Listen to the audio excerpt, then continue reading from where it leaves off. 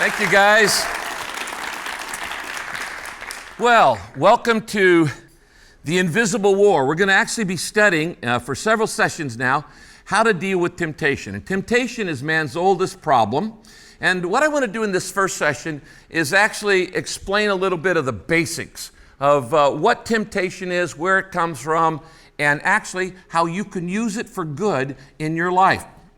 Now, there are two kinds of testings in the Bible. There are trials and there are temptations.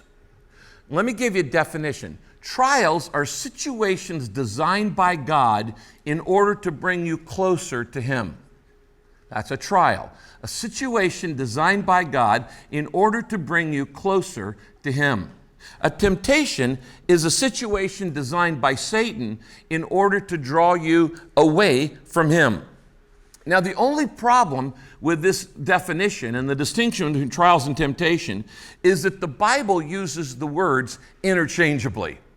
And when you look at the scriptures in the original Greek, there's only one Greek word, parasmos, that's used for both English words. Sometimes it's translated trials, and sometimes it's translated temptation, depending on the context.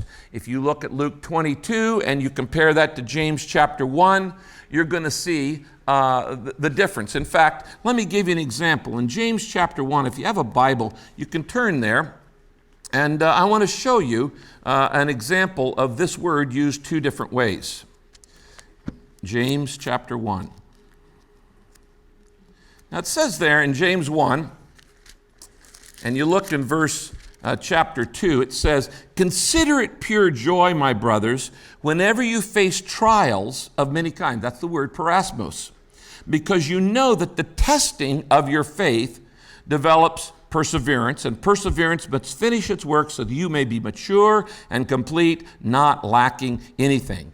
So there it's talking about trials. And it says trials are for your own good, to make you mature, to grow your faith, so you'll be mature and complete. Now down in verse 13, it says, "When you are tempted, no one should say, 'God has tempted me,' for God cannot be tempted by evil, nor does He tempt anyone." So you see the word trial and temptation in the same passage. The only problem is the same word is used in both those situations. You have to look at the context. Now let me begin by just giving you some general facts about temptation. First, it's our oldest problem. It's been man's problem since the Garden of Eden. It's as old as Adam and Eve, and without a doubt, it's your number one problem. If you didn't have any temptation, well, then you wouldn't have any problems. We wouldn't sin, and if we didn't sin, we'd have perfect fellowship. Now, the Bible has a lot to say about temptation. In fact, the Old Testament begins with the temptation of Adam and Eve in Genesis 3, and the New Testament begins with the temptation of Jesus in Matthew chapter 4. Now, this is very important, and I want you to write this down. It is not a sin to be tempted. A lot of people go around with a lot of false guilt, thinking, well, I should never have that thought. I should never be tempted. I should be beyond that. No, it's a sin to give in to temptation. But it's not a sin to be tempted, because the Bible tells us in Hebrews 4:15, it says, "Jesus was tempted in all points like as we, yet He sinned not." In fact, Jesus experienced the maximum temptations. If Satan had any stronger temptations, believe me, he would have used them on Jesus.